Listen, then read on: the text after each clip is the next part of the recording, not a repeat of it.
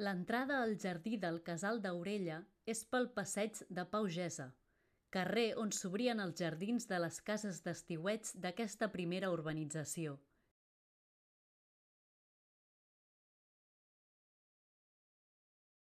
Que li conferien un aspecte fresc i florit, amb acàcies plantades a banda i banda, un espai ombrejat i ideal per sortir a passejar.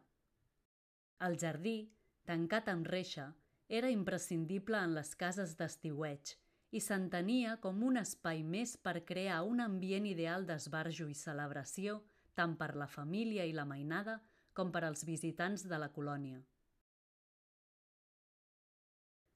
El jardí del Casal d'Aurella, tot i estar molt modificat, conserva encara molts dels arbres originals.